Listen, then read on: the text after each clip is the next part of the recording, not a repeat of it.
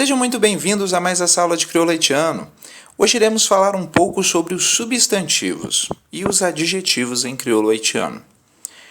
Os substantivos servem para nomear os seres, dar nome às coisas. Por exemplo, carro, casa, cadeira, vassoura.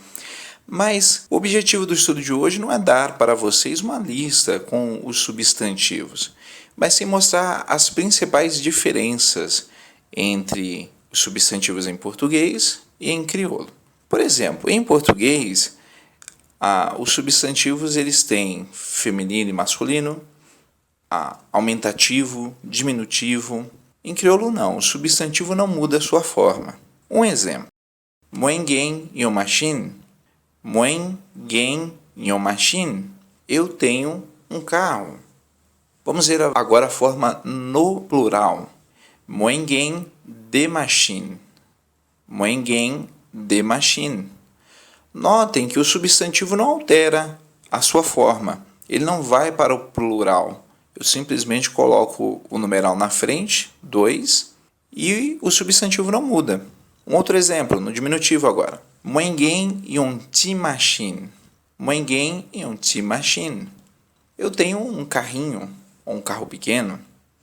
Mwen gen yon go machine.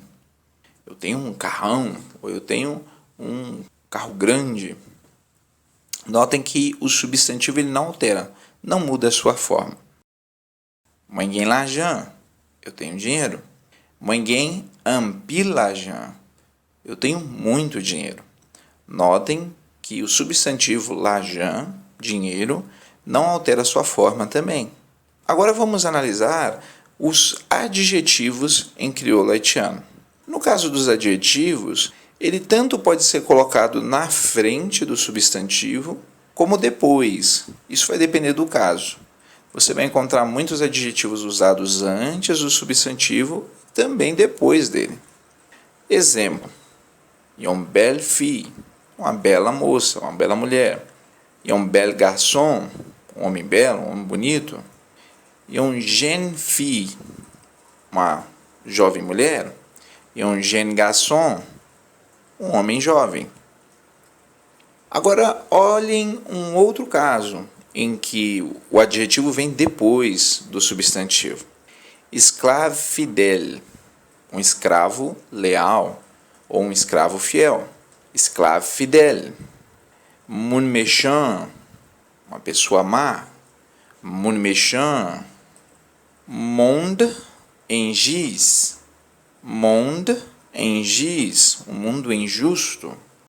Nesse caso, como sugestão para vocês, o melhor modo de aprender a usar bem os adjetivos e também os substantivos seria por ler bastante e também ouvir bastante a língua.